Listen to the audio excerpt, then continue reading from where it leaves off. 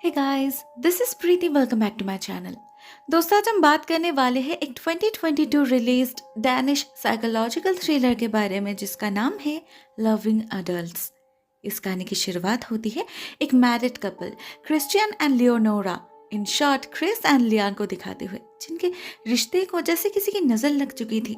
शक की इतनी ऊंची दीवार बन चुकी थी उनके बीच कि करीब लौटने की और कोई गुंजाइश ही नहीं बची थी। ऐसे में एक रात जब दोनों सो रहे थे तो 3:45 के आसपास क्रिस का फोन वाइब्रेट करने लगता है। एक या दो नहीं, कोई मल्टीपल मैसेजेस भेज रहा था उसे। अब इससे लियान को तो शक होगा ही ना। वो अपने पति से पूछती भी है, मगर वो अपने बिजनेस पार्टनर पीटर का नाम लेकर बात को टालने की कोशिश करता है। पहले कहता है वर्क रिलेटेड मैसेजेस है, लेकिन जब लियान देखने की जिद करती है तब बात को कंप्लीटली घुमा देता है। वो अजीब से एक्सक्यूजेस देने लगता है कि पीटर का किसी के साथ चक्कर चल रहा है, उसी सिलसिले में जरूर कुछ कहा होगा उसने। वो बातें वो लियान को कैसे दिखा सकता है। लेकिन इधर लियान भी जिद पकड़ चुकी थी, उसे देखना ही था। वो उस फोन को क्रिस से छीनने की कोशिश करती है तो उल्टा क्रिस उसे पटक कर तोड़ देता है। बहुत अजीब लगता है लियान को। ऐसी क्या बात थी जिसे छुपाने के लिए क्रिस ने अपना फोन ही तोड़ दिया। वो और कुछ नहीं कहती, लेकिन उसका शक दुगना हो जाता है। वो सामने से तो सब कुछ नॉर्मल दिखाती है, स्पेशली अपने बेटे योहान के सामने, मगर मन ही मन गुस्से के आग में जल रही थी वो। उसे पता था कुछ तो छुपा रहा है क्रिस, कहीं वो चक्कर वाली बात उसकी तो नहीं।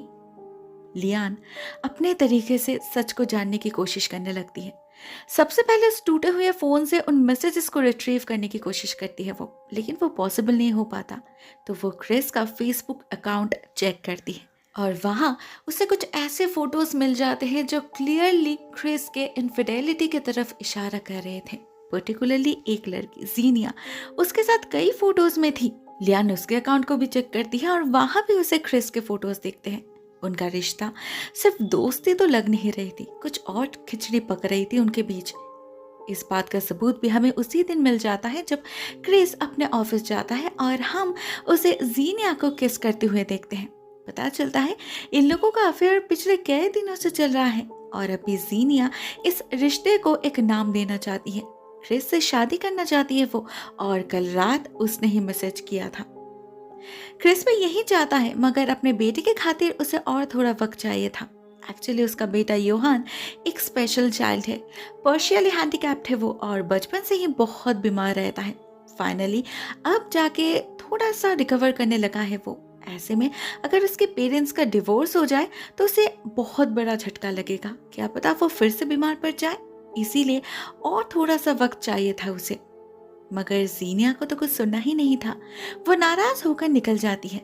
इधर क्रिस पड़ जाता है बहुत बड़ी मुश्किल में।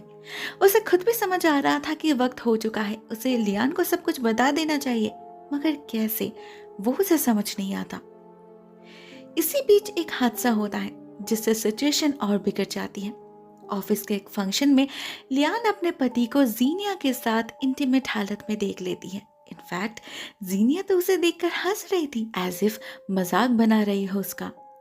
लियान को इससे बहुत गुस्सा आता है, बहुत बड़ा झटका लगता है, और नेक्स्ट डे जब क्रिस उससे डिवोर्स की बात करने जाता है वो अपना सारा गुस्सा उस पर ही निकालती है। अब जाए से गुस्सा तो उसे आएगा ही, क्या कुछ नहीं किया उसने इस परिवार के लिए। अपना करियर, पर्सनल लाइफ, सब कुछ सैक्रिफाइस कर दिया, अपना वजूद तक खो दिया उसने। कभी वो एक बहुत ही सक्सेसफुल वायलिनिस्ट हुआ करती थी, मगर अभी कुछ याद नहीं उसे। क्या करेगी वो, कैसे जिएगी अपने बाकी की जिंदगी। क्रिस जब उसे पैसों की लालच दिखाता है बात और बिगड़ जाती है, क्योंकि उसकी असली क्राइसिस तो आइडेंटिटी की थी। इस परिवार के अलावा उसका और है ही कौन। क्रिस उसके भावनाओं को समझ नहीं पाता और ना ये समझ पाता है कि उसके इस काम का अंजाम कितना खतरनाक होगा। लियान डायरेक्टली बता देती है कि वो उसे डिवोर्स नहीं देने वाली, और अगर उसने फोर्स किया तो वो पुलिस में जाके उसके बिजनेस के सारे फ्रॉड्स रिवील कर देगी। उससे कम 5 साल का जेल तो होगा ही, उसे एक मोटी रकम का कंपनसेशन भी भरना पड़ेगा। उसके बाद वो जीनिया से शादी कर सकता है अगर उसने चाहा तो। लियान का ऐसा रूप क्रिस पहली बार देख रहा था। वो तो बिल्कुल घबरा जाता है और कहीं ना कहीं उसके मन में नफरत भी पैदा होने लगती है। उसे कुछ भी करके लियान के ग्रिप से निकलना था, जिसके लिए उसका एक दोस्त उसे सलाह देता है क्यों ना वो उसके किसी ओल्ड फ्रेंड से जाकर बात करे, उनके जरिए उसे कन्विंस करने की कोशिश करे। लेकिन लियान का तो ऐसा कोई दोस्त था ही नहीं। योहान के जन्म के बाद उसका ख्याल रखते रखते उसका सबसे कांटेक्ट टूट गया। फिर भी क्रिस कोशिश करता है। लियान के होम टाउन में जाकर उसके बेस्ट फ्रेंड कैसेंड्रा को ढूंढ निकालता है वो, लेकिन उसे तो पता ही नहीं था लियान खुद भी उसके पीछे आई है। एक्चुअली इस झटके को संभाल नहीं पा रही थी वो, उसका मेंटल ब्रेकडाउन होने लगा था। पागलों की तरह पीछा करने लगी थी वो क्रिस का, क्योंकि शायद उसे ये लग रहा था कि अगर उसने क्रिस को नजरों से दूर कर दिया तो वो उसके जीवन से भी भाग जाएगा। उधर इस सबसे अनजान क्रिस जब कैसेंड्रा से अपनी सारी प्रॉब्लम्स शेयर करता है तो कैसेंड्रा उसे लियान के बारे में कुछ बहुत ही इंटरेस्टिंग फैक्ट्स बताती है, जो लियान के अतीत के काले पन्ने थे, जिसके बारे में उसने कभी कुछ शेयर नहीं किया। पता चलता है उससे पहले भी लियान का एक और बॉयफ्रेंड था, माइक नाम से, जिसकी मौत बहुत ही मिस्टीरियस तरीके से हुई थी, एक क्लिफ से गिरकर। लेकिन वो कोई एक्सीडेंट नहीं था, किसी ने मर्डर किया था उसका। और रूमर तो ये भी था कि वो मर्डरर लियान है। एक्चुअली माइक उससे ब्रेकअप करना चाहता था और एक और लड़की को डेट करने लगा था वो। ऐसे में जब एक दिन दोनों कैंपिंग करने बाहर गए तो अचानक ही उसकी मौत हो गई। हाँ, उसके गर्लफ्रेंड के पास कोई सबूत नहीं था, मगर वो बिल्कुल श्योर थे कि उसने उस दिन जंगल में लियोन को देखा था। उसने पुलिस से कहा भी, मगर लियोन के टीचर ने कहा कि वो पूरा वक्त वायलिन प्रैक्टिस कर रही थी उनके घर में, तो वो जंगल में कैसे जा सकती है। सबूत के बिना पुलिस भी कुछ नहीं कर पाई। इस केस को एक्सीडेंट करार दे दिया गया और धीरे धीरे लोगों ने भुला भी दिया, मगर कुछ लोगों के मन में ये शक हमेशा हमेशा के लिए रह गया, स्पेशली जो लियोन को अच्छे से जानते थे, जैसे कैसेंड्रा। उसे पता था लियोन अपने चीजों को लेकर कितनी पर्टिकुलर है, कितनी पॉजिटिव है। माइक उसे छोड़कर किसी और से प्यार करेगा, ये उसके लिए मानना इम्पॉसिबल था। कैसेंड्रा ने उससे कभी कुछ कहा तो नहीं, मगर उसे पता था उसने उसके आंखों में जेलसी देखी थी और बदले की आग भी। उससे पीछा छुड़ा पाना आसान नहीं होगा, क्योंकि लियोन एक ऐसी लड़की है कि वो जिसे प्यार करे उस पर अपनी जान छिड़कती है। लेकिन अगर उसी शख्स ने उसे धोखा दिया, उसे छोड़ने की कोशिश करी, तो वो उसकी जान ले भी सकती है। कैसेंड्रा क्रिस को वार्न करती है कि डिवोर्स का मतलब सिर्फ पैसे और प्रॉपर्टी में डिवीजन नहीं, उनके बच्चे को लेकर भी टग ऑफ वॉर चलेगा।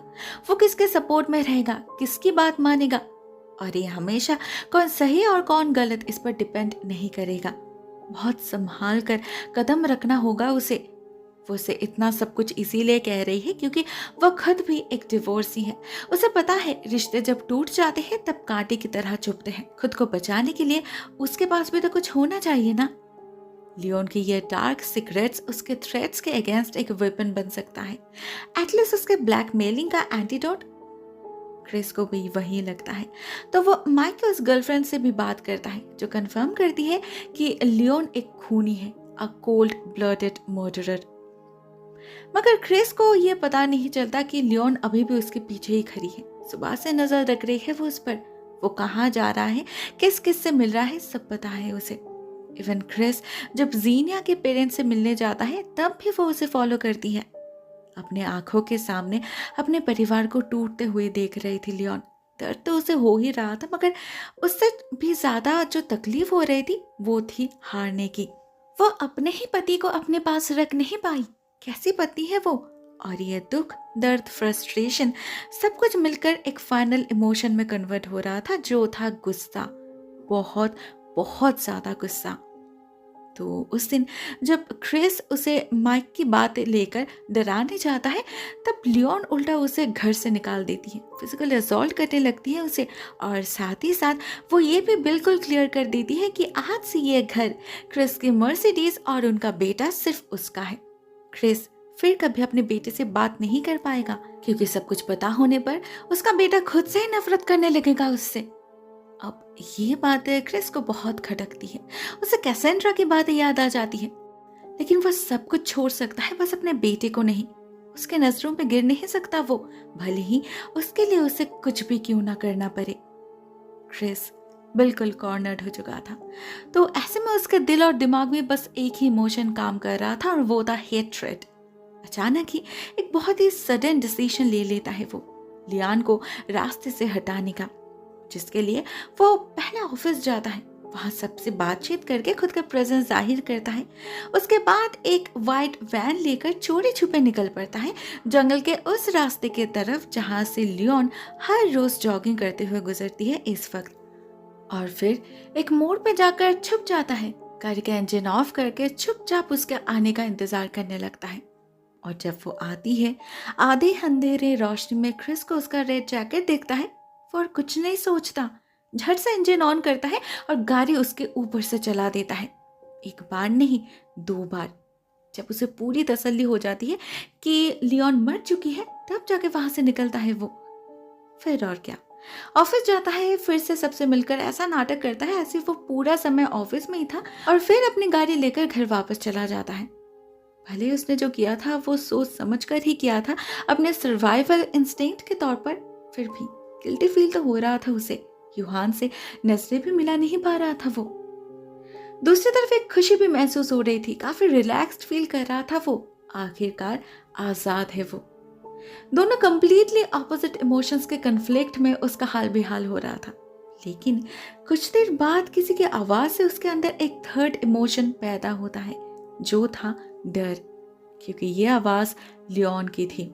उसे अपने सामने बिल्कुल सही सलामत देखकर क्रिस की तो बोलती ही बंद हो जाती है, और वो समझ जाता है अपने पागलपन के चक्कर में उसने किसी और का खून कर दिया है, मे भी किसी इनोसेंट का।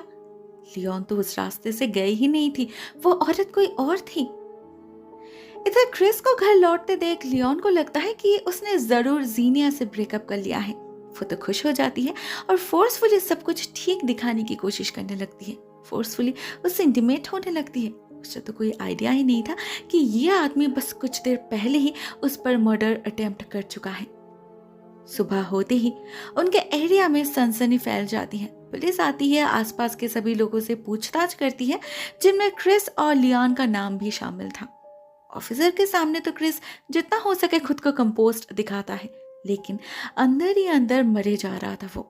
एक पॉइंट पे तो वो डिसाइड भी कर लेता है कि वो सरेंडर कर देगा, इवन पुलिस स्टेशन भी जा पहुंचता है। लेकिन फिर योहान का ख्याल आते ही अपने प्लान से मुकर जाता है वो। उसका लाइफ तो बस स्टार्ट ही हुआ है ना, उसका क्या कसूर। साथ में उसी समय न्यूज पर भी नजर पड़ती है उसकी, और उसे पता चलता है पुलिस को लग रहा है वो कोई रैंडम कार थी, मे बी कोई फॉरेन कार। सीसीटीवी से तो उन्हें कलर पता चल चुका है, मगर नंबर प्लेट नहीं। तो उनका शक है मे बी उसका ड्राइवर भाग गया होगा। तो ऐसे में जब केस खुद से ही ऑलमोस्ट बंद होने वाला है, फालतू में खुद को इन्वॉल्व क्यों करना, यही सोचकर जैसे तैसे खुद को संभाल लेता है क्रिस, और एक नए तरीके से फ्रेश लाइफ स्टार्ट करने की डिसाइड करता है। लेकिन उधर लियोन को उस पर शक होने लगा था। उसने सेंस कर लिया था कुछ ज्यादा ही ऑफ बिहेव कर रहा है क्रिस। ऊपर से जब कार वॉश करवाते वक्त उसे अपने कार्ड में बैलेंस कम दिखता है, उसका शक दुगना हो जाता है।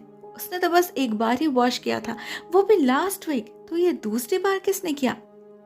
वो स्टोर के मैनेजर से बात करती है और लिटरली झगड़ के उससे सारे डिटेल्स पता करती है।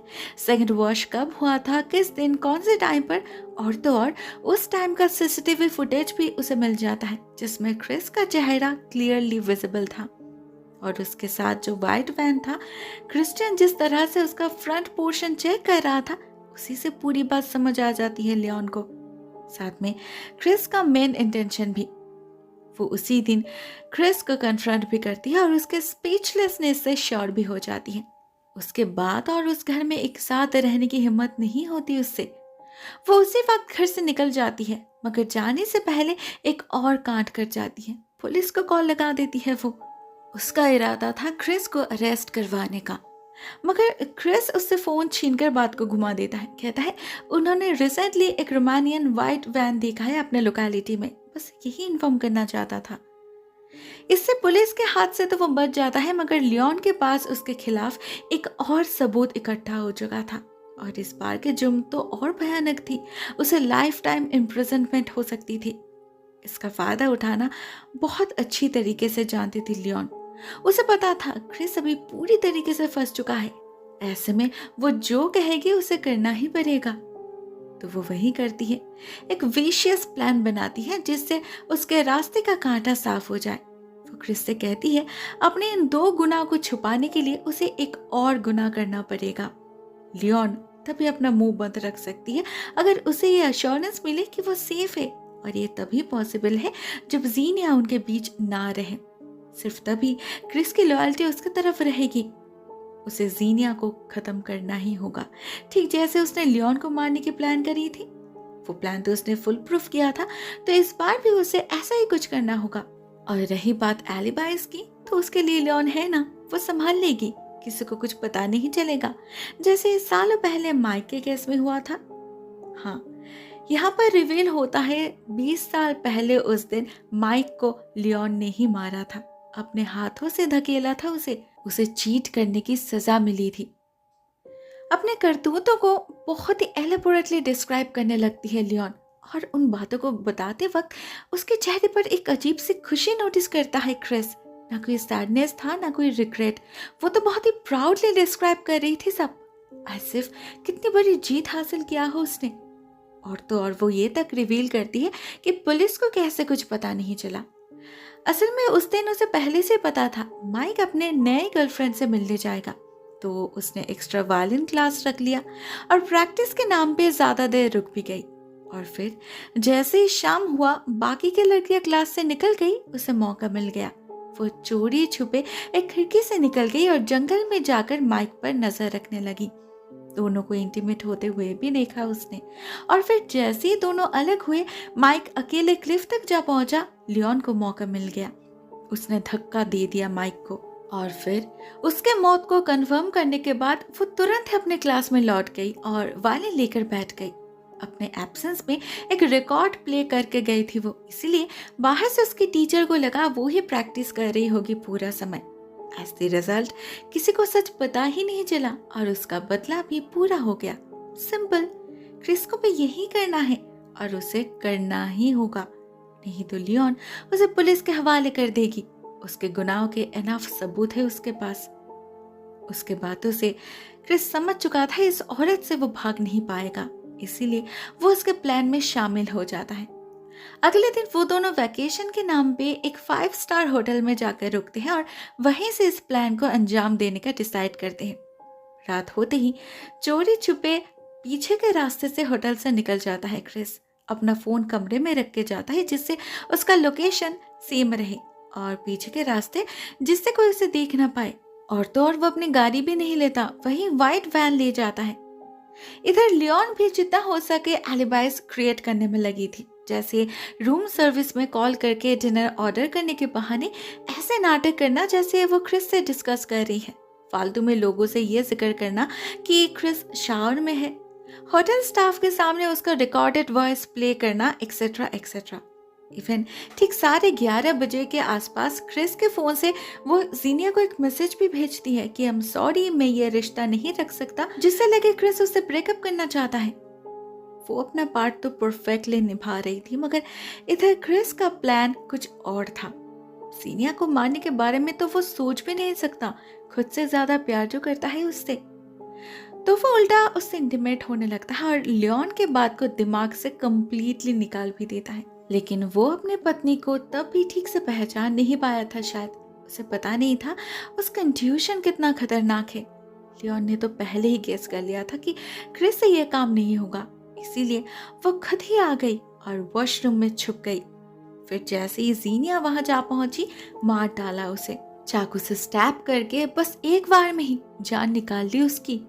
और क्रिस को ना चाहते हुए भी उसका साथ देना पड़ा, अपने हाथों से अपने ज़ीनिया के लाश को ठिकाना लगाना पड़ा।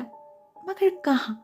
वो एक बहुत बड़ा सवाल था, क्योंकि जब अगले दिन नेबर्स ने पुलिस में कंप्लेन करी कि ज़ीनिया के घर से चिल्लाने की आवाज़ें आई थी, उसके बाद से उसे किसी ने नहीं देखा।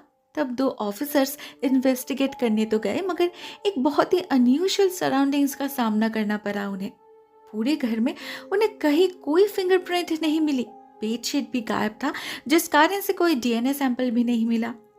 ज़ीनिया का फोन, लैपटॉप, सारे गैजेट्स गायब थे और साथ में वो खुद भी। पुलिस को कभी पता ही नहीं चला कि वो आखिर जिंदा है या मर गई। लियोन उन्हें पता चलने दे तब ना। उधर पुलिस पागलों की तरह जीनिया के केस को अंजाम देने में लग जाती है और इधर लियोन सबके सामने अपने परिवार को पिक्चर परफेक्ट दिखाने में लग जाती है। अपने डेली रूटीन में बिल्कुल भी कोई बदलाव आने नहीं देती वो।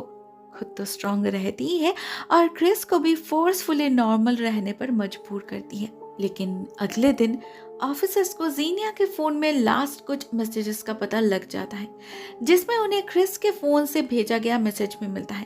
अब उसे ये बिल्कुल क्लियरली पता चल रहा था कि उनका अफेयर चल रहा था। तो जब ऑफिसर्स उस बारे में क्रिस से पूछताछ करते हैं तो क्रिस भी एक्सेप्ट कर लेता है बात को, क्योंकि यही लियोन का प्लान था। अफेयर तो हो ही सकता है ना। पिछले कुछ सालों में उनके रिश्ते में बहुत ही अप एंड डाउन आए हैं। उन दोनों ने ही अफेयर्स किया, but end of the day दोनों ने ही अपने फैमिली को प्रायोरिटी देना सही समझा और अभी दोनों एक साथ है। यही सबसे बड़ी बात है ना। उसके बातों में इतना कॉन्फिडेंस था, साथ में सारे सबूत भी उनके सपोर्ट में ही थे। इसीलिए ऑफिसर चाहकर भी कुछ नहीं कर पाए। लेकिन क्रिस के चेहरे में डर क्लियरली विजिबल था। उससे तो कुछ बोला ही नहीं जा रहा था ठीक से।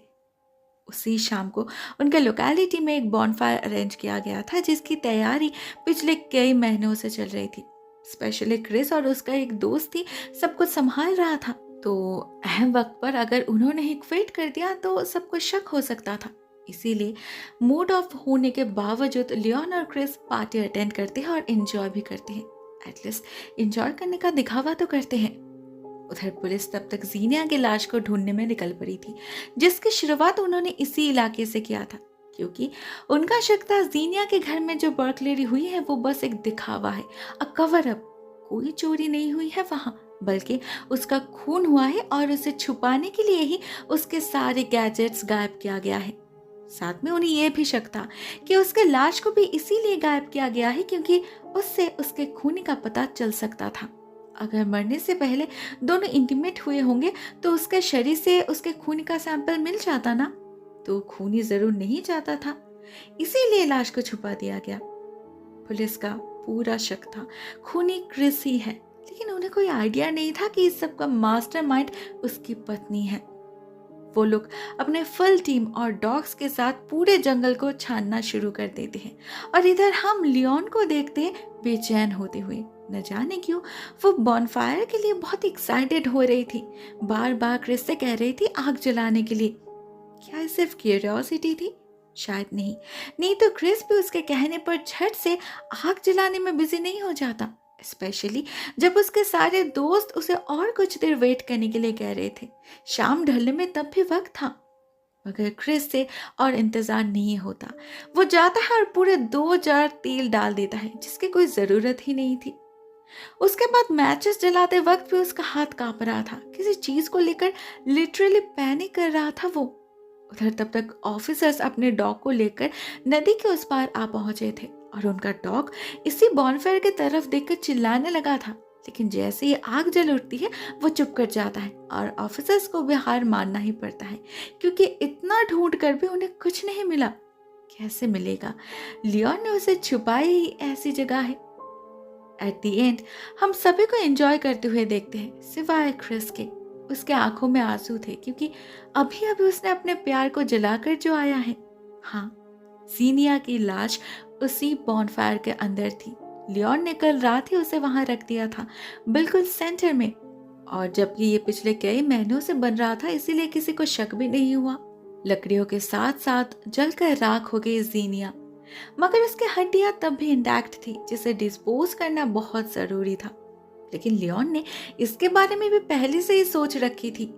रात के अंधेरे में वो उन हड्डियों को बहुत संभाल कर एक बैग में रख लेती है और क्रिस से कहती है एक दूसरे सिटी में जाकर किसी नदी में उन्हें फेंक देने के लिए। अब ऑब्वियसली एक कंप्लीटली नॉर्मल लुकिंग बैग को देखकर कोई शक क्यों करेगा? क्रिस भी वैसा ही करता है और कुछ महीनों बाद वो लोग उस घर को भी छोड़ देते हैं। एक दूसरे शहर में जाकर घर बसाते हैं दोनों। क्रिस के लिए ये सब आसान नहीं होता, मगर वो इतना समझ चुका था कि लियोन एक साइको है। ऑलरेडी उससे पंगा लेने की एक बहुत बड़ी कीमत चुकानी पड़ी थी उसे। फिर से और कोई रिस्क लेना नहीं चाहता था वो। ना चाहते हुए भी उसे उसी औरत के साथ रहना पड़ रहा था जिसने उसके प्यार का खून किया है, जिससे शायद वो दुनिया में सबसे ज्यादा नफरत करता है। शायद यही उसकी किस्मत है। दोस्तों ये कहानी यहीं पर एंड हो जाती है। एक कमाल की स्टोरी है, बहुत ही ज़्यादा ट्विस्ट एंड थ्रिलिंग। मुझे तो बहुत पसंद आई, और आपको अगर पसंद आई है तो आप नेटफ्लिक्स पर चेक कर सकते हो, वहाँ अवेलेबल है। आज के लिए बस इतना ही दोस्तों। Thank you so much for watching this video. बहुत जल्द मिलते हैं किसी और नए वीडियो के साथ। तब तक के लिए टेक केयर, टाटा।